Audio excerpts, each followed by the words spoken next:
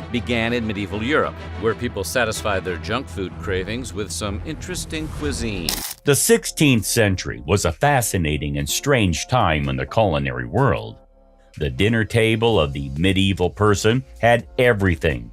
Let's take a look at such 20 brutal dinners that'll make you grateful for the bland yet appetizing dishes we have today.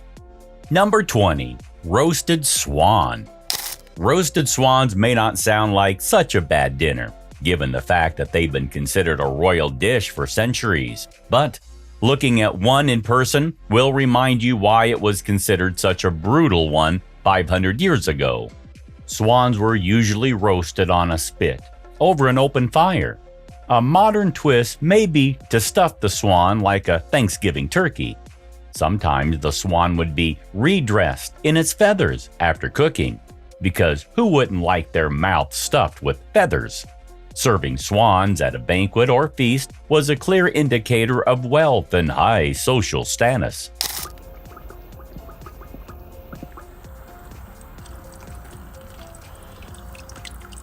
In some regions, swans were protected by law, and only certain individuals were permitted to hunt or consume them. So for those of our viewers already going through their cookbooks, we have bad news for you. Due to the noble status of roasted swans, it used to be that the monarch was the only person who was allowed to eat swans. That is why all the swans in the UK belong to the king or queen and are kept under the court of a keeper of the queen's swans. 2 slices on the side of the thigh. Yes, that's an actual position. So unless you want to be haunted by the ghost of the queen, we suggest you don't go around hunting swans. Number 19. Peacock Pie. Peacocks have always been the star of the show, with their hypnotizing colorful feathers that can make you stare at them for hours. But kings and barons of the 16th century thought they looked better on a plate, inside a pie. This strange yet exotic dinner is yet another one on our list. The recipe provides that the peacock insides be sprinkled with pepper, cloves, nutmeg, cinnamon, and salt.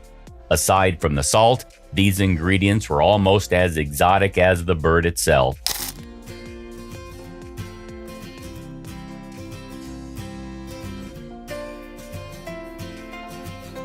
The custom of serving a peacock in its feathers was popular throughout medieval Europe.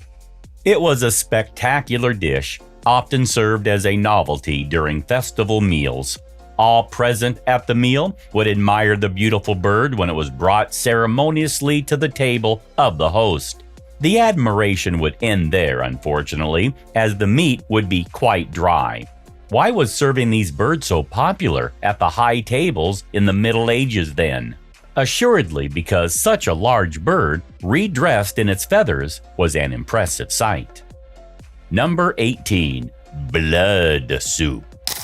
The next dish sounds like something straight out of a 90s horror movie. Imagine asking, "What's for dinner?"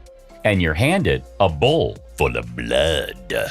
Blood soups in the 1500s were a common part of medieval cuisine, reflecting both the practical use of all parts of an animal and cultural traditions, with many variations in different regions, mainly on the blood obtained from different animals.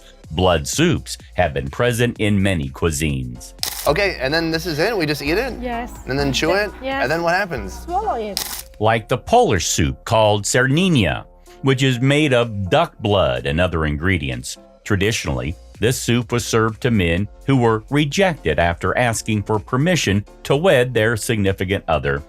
Now, that's what we call a medieval way of saying, "Leave me alone."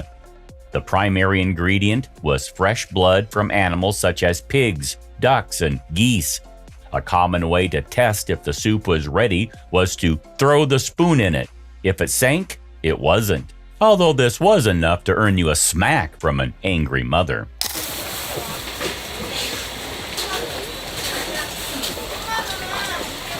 Fun fact, in the past, parents would tell their children that sernina is a chocolate soup to make the kids eat it.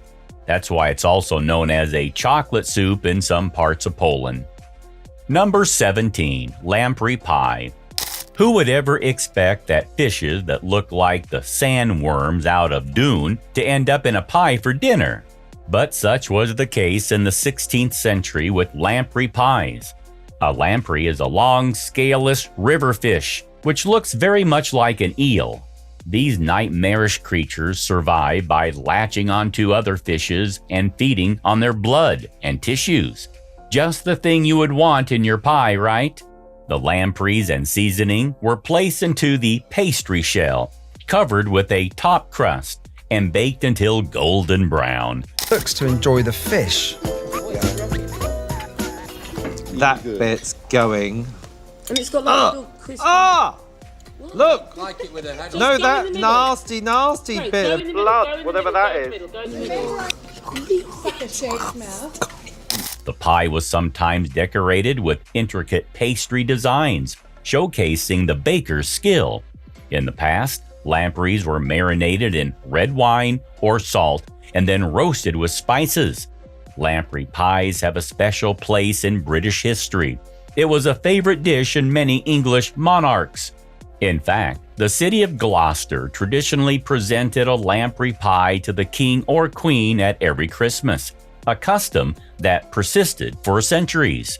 Today, lamprey pie is rarely found due to the decline in lamprey populations and changes in culinary tastes. However, it remains in traditions as a reminder of how absurd some culinary practices were.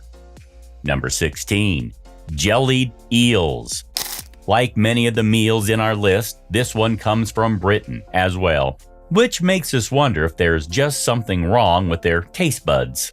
The Thames River in London was abundant with eels, which were readily available at the cost of nothing. Free was all the people needed to hear, and the Thames turned into a one-stop shop for eels. Jellied eels was a traditional dish consisting of chopped freshwater eels, boiled and cooled to form a jelly. Basically any vegan's nightmare fully realized.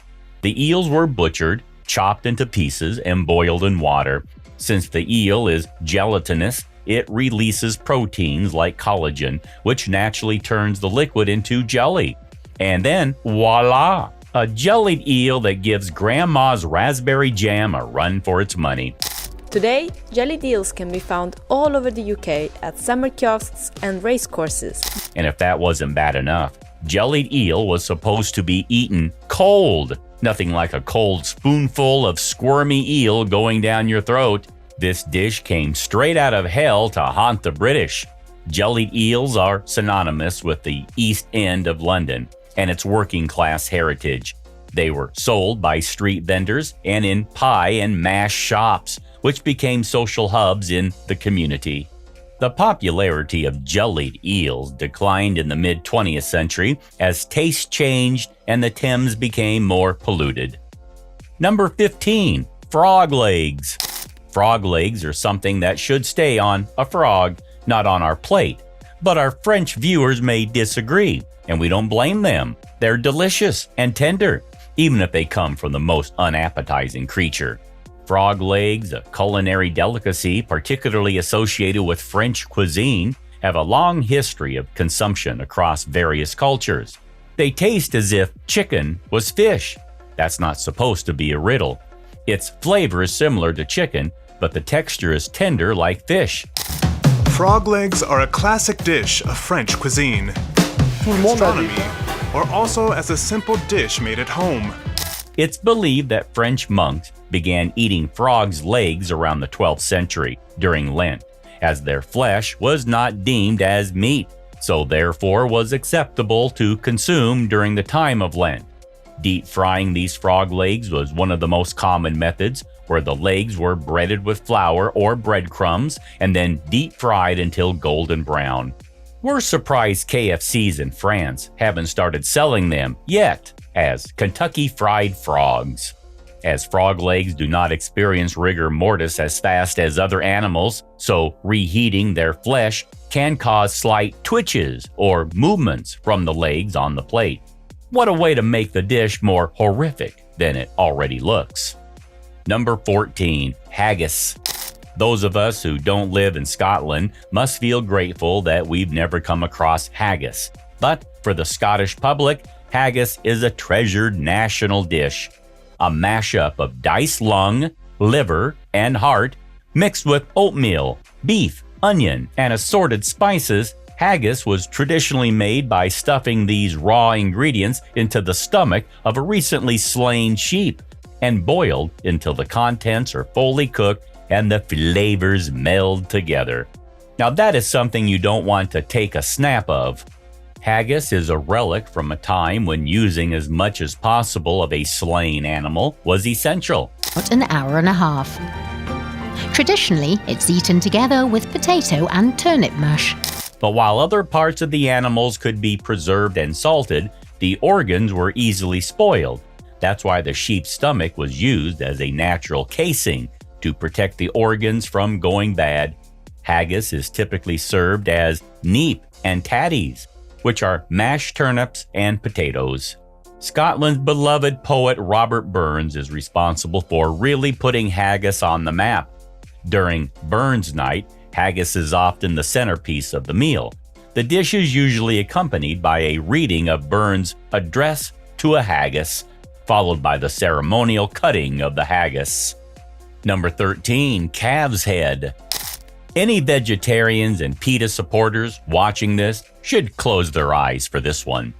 Calf's head, a dish that has been part of European culinary traditions for centuries, was especially popular in the 16th and 17th centuries.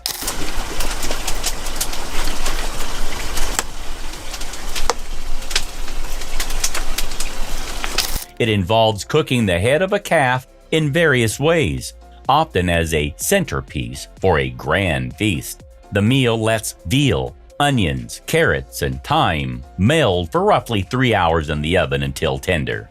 A complex of egg-based sauce then complements the dish. What we're left with is warm, tender meat surrounded by a gelatinous skin and coated with a flavorful sauce accompanied by potatoes, carrots, and freshly baked baguette slices. You may feel a bit too squeamish to try this recipe for yourself, but for those brave enough to take up the challenge, the reward is a stunning centerpiece. Calf's head is especially popular in France, where it was traditionally used as a reminder of the beheading of a French monarch, King Louis XVI.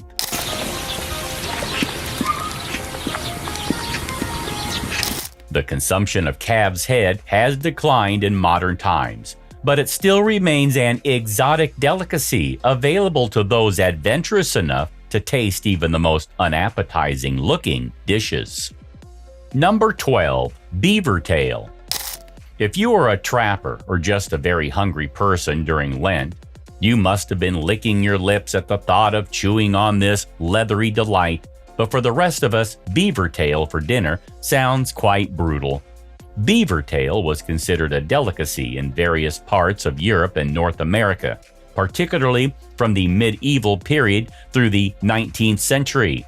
During the Middle Ages, fasting throughout Lent was common, which meant that meat from hooved animals and birds was forbidden. So fish stepped up as the standard Lenten meal, and since beavers were considered as fish in some countries, their tails would make the perfect Sunday brunch for some medieval farmer troubled by dams popping up in his farm every week. Beneath that thick, scaly skin lies a fatty and gamey meat that can be grilled or boiled. The meat is tender and succulent, which is unique, slightly gelatinous texture due to the high fat content. You kind of sort of want it to have a tiny bit of oil still so that some of that cinnamon sugar sticks to it. The old way was to place it over a direct flame until the skin begins to bubble and separate from the meat. Let cool, remove skin, then sear it like any fish. Number 11. Calf feet jelly. Who doesn't love chomping down on some good old jelly? Just don't ask where it's from because you may not be able to take another bite. Jelly, made out of calves' feet, was a thrifty, economized concoction made from a leftover part of a beef. It was born out of the practice of not letting any part of a slaughtered animal go to waste. We like resourcefulness as well, but did they really have to go that far with some of these dinners? The key component is collagen, a protein found mainly in connective tissue, which are abundant in bones. Smart cooks have long begged chicken feet from the butcher. They give chicken soup extra body. Hot, collagen imparts richness. Chilled, it turns to gelatin, the jelly-like delicacy. If bland jelly didn't tickle your taste bud, adding citrus, cinnamon, and sugar would do the trick. Calves' feet became particularly famous in Europe during the medieval times, where it was often consumed for its supposed health benefits and was considered a nourishing food for the sick. It was regarded as a restorative food, often given to the sick or elderly to help them recover strength. Number 10. Star Gazy Pie. While this dish may come with a romantic-sounding name, it might not be one that will make an appearance at a date night dinner table. Also known as Star Gazy Pie, this weird food originates from a village with a name just as strange as this pie. The village is called Mousehole. Don't ask us why. Wait, is that a fish head? Oh, you've got to be kidding me. Traditionally served on the 23rd of December, the tale behind this dish might make it a bit more appetizing. Legend has it, one night in the 16th century, a heroic sailor rowed out one December evening during high storms and returned with a catch big enough to feed starving townsfolks. The Cornish pie is made by baking pilchard, eggs, and potatoes under a pastry crust. The key namesake factor is that the heads of the fish must poke out of the pie, as if they're gazing at the stars. But the only thing they're gazing at is our horrified faces. With the fish head sticking out, proof that Tom Bocock had indeed caught. While Star Gazy Pie is not commonly found on everyday menus, it is a subject of interest for food historians and culinary enthusiasts exploring traditional British dishes. Number 9. Cstroming. You might not be able to even try this one out once you catch a whiff of this Swedish delicacy. Cstroming doesn't sound so menacing. The Swedish staple has been around since the 16th century, terrorizing nostrils all around. Once you find out that Cstroming means sour herring and has the smell to match, you might change your mind on ever giving it a go. Prime Cstroming is made by catching herring when they are spawning in the spring and storing them in barrels for about 2 months. The partially fermented herring are then transferred into tin cans to continue the fermentation process. Delicious. It looks dead. While making this weird dish, just enough salt is used to prevent the raw herring from rotting while it ferments. At least 6 months later, you can smell that herring before you see it. A newly opened can of Cstroming has one of the most putrid food smells in the world. Never mind eating this weirdest food, can you even stomach the odor? Once you can get past its foul odor, you'll be met with a salty, fishy taste that is not quite as bad as it smells. The slivers of fish are loaded onto crispy thin bread and then topped with yellow onions. These condiments help tone down the fish's strong taste and make it more palatable. Number 8. Kasu Marsu. Are you a fan of rare cheeses?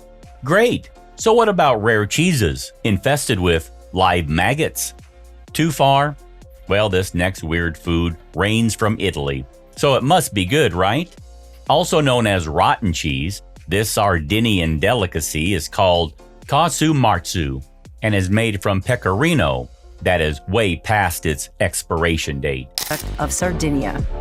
Debate continues about this dangerous dairy product. Then, to make matters even weirder, the larvae of cheese flies are added to the pecorino, which then hatch inside, burrow around, digest the fat, and transform the product into a soft, creamy cheese. You can choose to enjoy yours with or without the maggots. In 2009, it was proclaimed the world's most dangerous cheese. The cheese is banned from commercial sale, but Sardinians have been eating it, jumping grubs included, for centuries. If you're able to overcome the understandable disgust, Marsu has a flavor that is intense, with reminders of the Mediterranean pastures and spicy, with an aftertaste that stays for hours. And yes, if you are adventurous enough, it's possible to find Kasu Marsu. It shouldn't be seen as a weird attraction, but a product that keeps alive an ancient tradition. Number 7. Hako. One man's trash is another man's treasure. This is perhaps never more the case than with the next brutal dish on our list, which is yet again stinky. Medieval people couldn't just stop themselves from destroying their nostrils, could they? Hako is a traditional Icelandic dish made from Greenland shark. The preparation process involves burying the shark meat in gravelly sand and pressing it with stones to ferment for several months. Afterwards, it is hung to dry for several more months. Kitchen cures about 60 sharks a year. From fishing to cube, the whole process takes 6 months. As a heads up, upon first encountering Hako, one should expect a full-on assault on the nostrils from a putrid smell that is reminiscent of rotten cheese mixed with ammonia. If one survives the gag-inducing smell, he or she may feel brave enough to try and sample this fermented shark flesh. The result is a pungent, aroma-scented delicacy that is often an acquired taste, best enjoyed by those with a strong stomach and a sense of culinary adventure. Tasting is highly encouraged for outsiders. However, if one dares to be so bold, he or she must be sure to prepare to torture the taste buds by consuming what is perhaps one of the most unimaginable rancid things on planet Earth. Number 6. Garbage. This meal was probably so bad they didn't even bother giving it a proper name and just called it garbage. The name garbage does not sound very appealing, and indeed it wasn't. Made from chickens' heads, feet, livers, and gizzards, which were stewed in broth, pepper, cinnamon, and sage, bread, it was served with salt and saffron. Medieval cuisine was marked by a resourceful use of all parts of an animal. The concept of wasting food was largely foreign, and every part of an animal had a purpose in cooking. It was made by washing the chicken parts and placing them in a large pot. The bread was torn into pieces and added to the broth. The stew was then mixed with spices and herbs and boiled for some time before serving hot, either as a broth or with the chicken parts. These dishes provided an important source of nutrition for the lower classes, helping them survive through some of the toughest times in human history.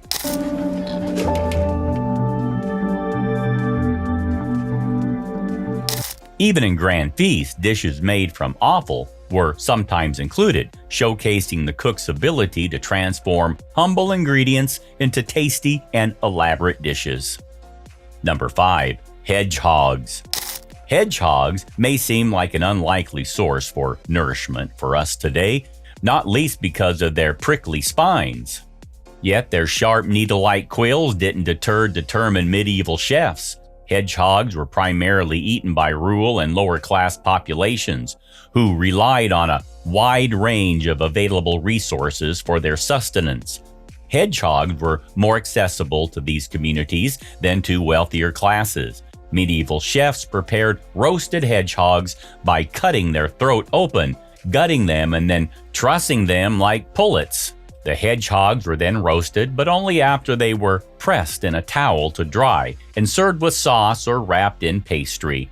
A piece of advice: if you're trying to roast a hedgehog and it refuses to unroll, simply put it in hot water, or at least that's what the recipe book says. The Romani people, also known as gypsies, were known to eat hedgehogs as part of their traditional diet. The consumption of hedgehogs was a notable aspect of their culinary practices. So if you're inspired by this strange dish from the olden times, we wish you go hedgehog hunting with some thick gloves on, unless you want to get reminded of how sharp their quills are. Number 4. Umble Pie. You cannot think of British comfort food without thinking of fish and chips, pastries, and of course pies. But even this simple comfort food has been brutalized over the centuries in different ways. Back in the Middle Ages, people could not imagine a holiday celebration without a serving of Umble Pie. To eat a humble pie, by today's definition, means to swallow one's pride. But in medieval times, humble pie meant swallowing a whole lot more.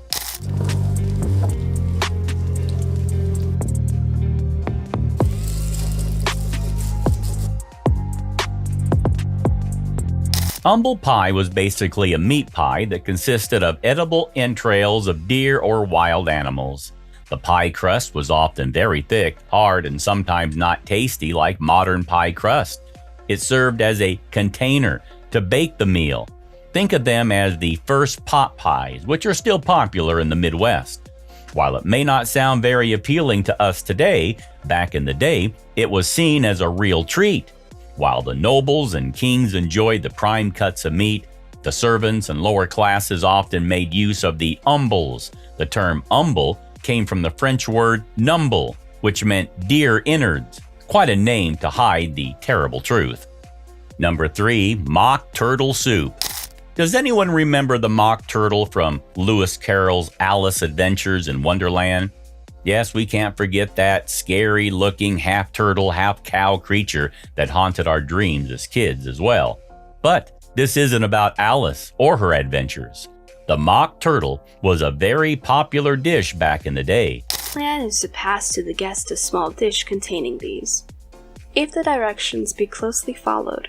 During the earlier half of the 16th century, snapping turtle soup was one of the most popular dishes money could buy. If you were very rich, green turtle was the more common option. Sailors would catch them and keep them alive on their ships as a source of fresh meat. They were very delicious, and it's surprising that any even made it back. Those that did were readily snapped up by royalty. But as turtles became less and less in numbers, people looked towards alternatives to make their darn good turtle soup out of. There was no set-in-stone recipe for it either. From what most recipes showed, slices of calf's head were one of the most common meats to use. More specifically, it seemed like the flavor was similar to that of turtle, and calf's tongue was not far behind when it came to texture. Mock turtle soup became a British classic. Campbell even made and canned it. Alice, in her trip to Wonderland, met a real mock turtle, depressed that he was no longer a real turtle. He was right tiresome, if I remember correctly. Number 2, sheep's head jelly. Who doesn't like to eat roasted sheep cheeks, tongue, etc., smashed into bits and covered in jelly? They're called a sfaya solta, literally sheephead jam.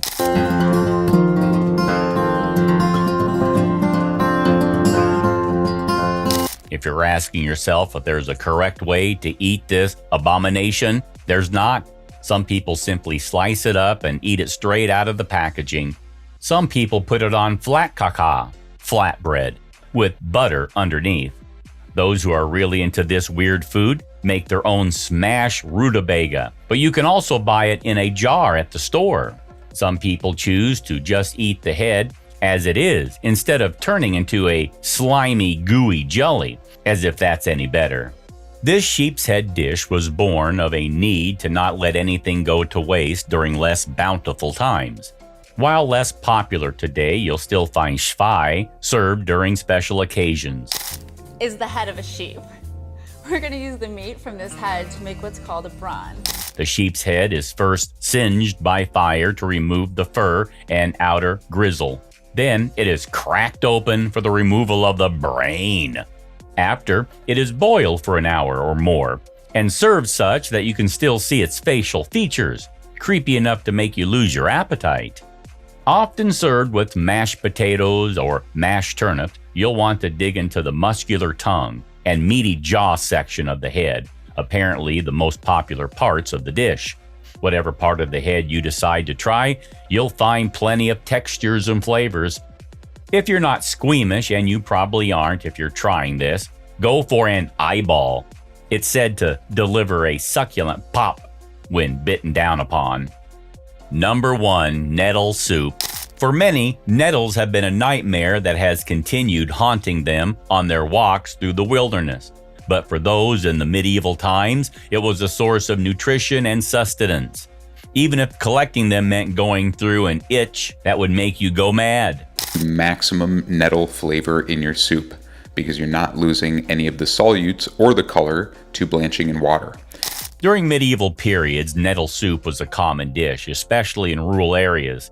Nettles were a readily available green during the spring when other fresh vegetables were scarce. With its soft green leaves and tiny, springy hairs that break off and release acid into the skin, nettles are difficult to avoid in gardens and the countryside. Once picked and plunged into the hot stock, nettles lose their sting, and the subsequent nettle soup only takes half an hour to prepare and cook. Foraging for stinging nettles has the added bonus pleasure of getting one outside and into the early spring woodlands. Historically, nettles were used to treat a variety of ailments, including arthritis, anemia, and allergies. Nettle soup was believed to have health-boosting properties. So these were the 20 brutal dinners that can make you gag and throw up your breakfast, or whatever you had before watching this video. If you think we missed anything, please let us know in the comments, and don't forget to like, share with your friends, and subscribe for more.